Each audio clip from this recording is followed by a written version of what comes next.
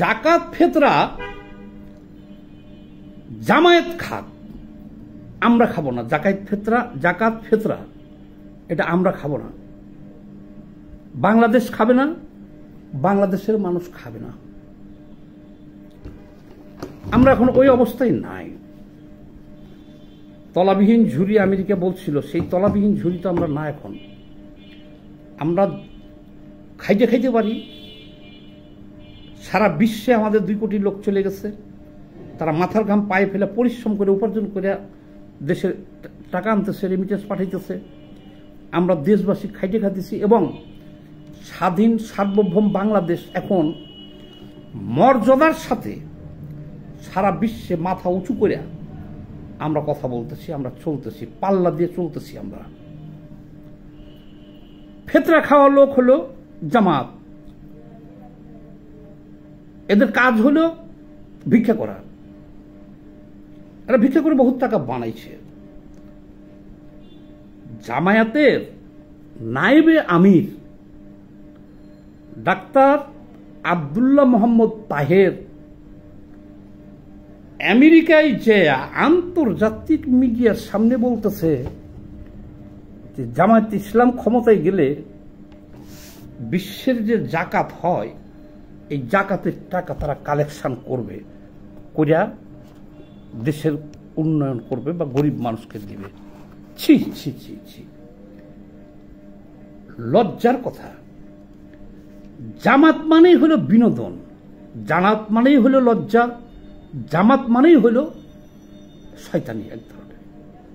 ওরা পাগল হয়ে গেছে রাষ্ট্রীয় ক্ষমতায় যে। আন্তর্জাতিক বিশ্বে বলতেছে যে তারা জাকাত ফেতরা খাইবে রাষ্ট্রীয়ভাবে। এটা হইল কিছু? বিশ্বের দরবারে আমাদের মাথাটা হেট হয়ে গেল না? এই ভিডিও বার্তায় বলতে চাই, জামাতকে বলতে চাই যে ভাই আপনারা পাকিস্তান চলে যান, এখনো সময় আছে, সামনের দিন খারাপ আসতেছে আপনাদের।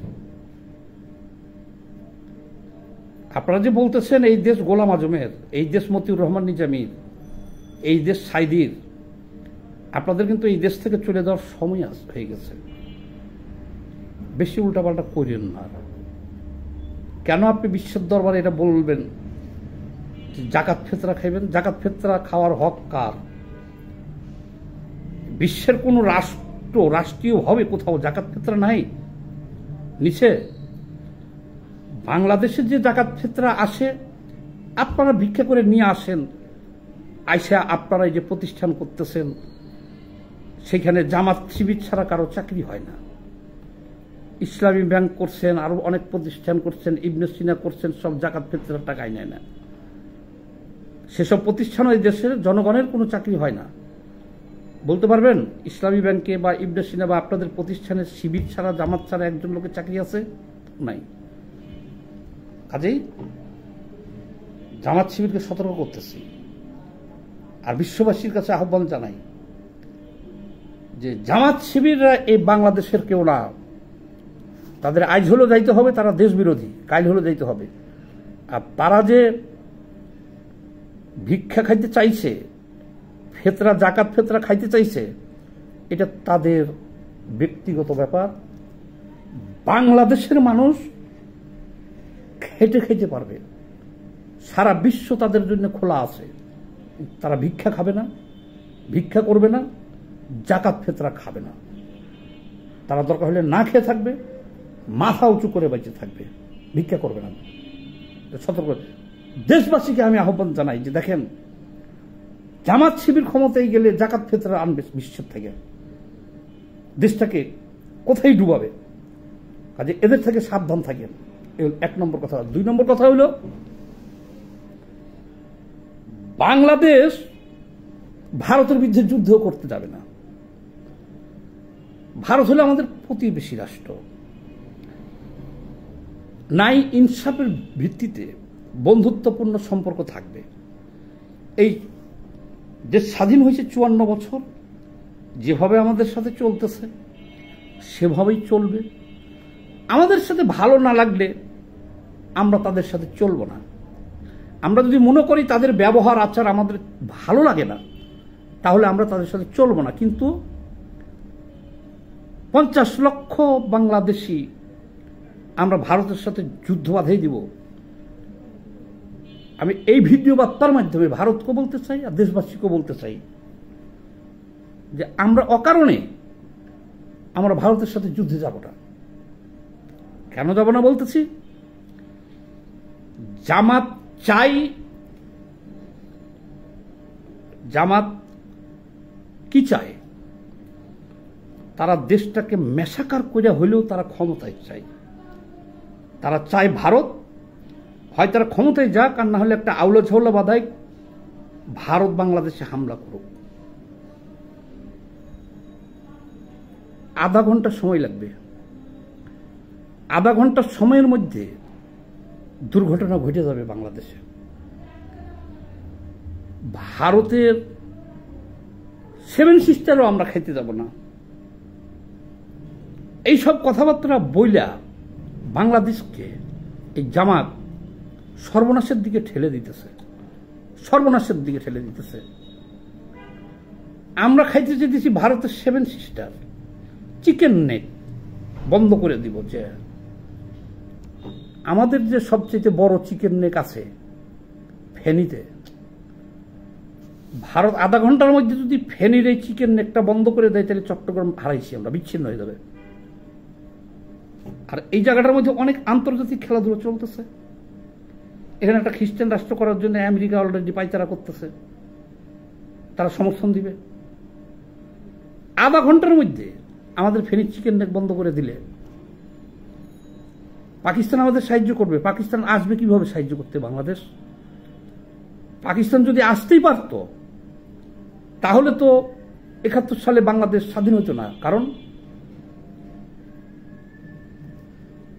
টিকে খান কি বলছিল, বাংলার মাটি চাই, কিন্তু সবাই মেরে ফেলতো আপনাদের, আমরা তো নিরস্ত বাঙালি ছিলাম। কিন্তু পাকিস্তান থেকে কি ভারত মহাসাগর দিয়ে আসবে না বঙ্গোপসাগর দিয়ে আসবে? কিভাবে আসবে বাংলাদেশে সাহায্য করতে?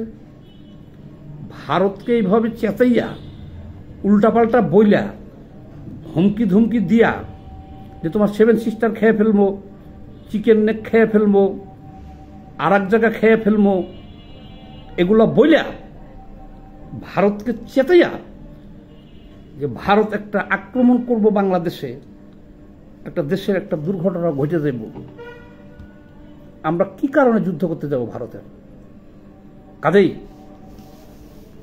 জামাত পাকিস্তানে আসার ক্ষমতা নেই এখানে। আর ভারত যদি হস্তক্ষেপ করে 2-4 ঘন্টার মধ্যেই বাংলাদেশের অস্তিত্ব শেষ হয়ে যাব। এবং আপনারা জামাত কোনো দিনও কোনো শক্তিশালীর বিপক্ষে আপনারা কোনোদিন লড়াই করেন নাই, এই হুঙ্কার দিয়েন না। এই যে 50 লক্ষ নিয়ে লড়াই করবেন, এটা বিগত 15 বছরে তো দেখছি শেখ হাসিনার আমলে সবাই ছাত্রলীগ আর আওয়ামী লীগ হয়ে গেছিলেন, একজনও খুঁজে পাই নাই। জামাত তো ছিলই না বাংলাদেশে 15 বছর। আন্দোলন যা করছে রাজপথে আমরা করছি, বিএনপি করছে, বামপন্থীরা করছে, আপনাদের তো দেখি নাই। তা আবার আন্তর্জাতিক মিডিয়াতে যে এইসব বইলা ভারতকে চেতেছে যে যাতে ভারত কোনভাবে হস্তক্ষেপ করে আক্রমণ করে ফেলে, কেন আমরা তো ক্ষমতায় যেতে পারবো না, জামাত দেশ ধ্বংস হয়ে যাবে। আবার আন্তর্জাতিক মিডিয়ায় বলতেছে আমরা ভিক্ষা খাবো। আবার দেখেন জামাত তাদের কোন প্রভু তাদের, যাদের কথা মতো চলতেছে তারা এখন, তাদের এত বছর তাদের দাড়িপাল্লা প্রতীকে আল্লাহর নাম ছিল, আল্লাহ লগো ছিল, সেগুলো সব বাদ দিয়ে দিচ্ছে। আমি সেই ধর্ম নিয়ে আলোচনায় যাব না, তারা তো ইসলাম কায়েম করবে এবং তারা কিন্তু ওগুলো সব বাদ দিয়ে দিছে। যাই হোক, ভিডিও আমি আর বড় করব না। সবাই ভালো থাকবেন। জাকাত ফিতরা যা খাওয়ার জামাত খাবে, আমরা খাবো না। জামাতকে সতর্ক করতেছি, এই ধরনের কথাবার্তা বাংলাদেশে বসে বলা যাবে না। হুঁশিয়ার, সাবধান।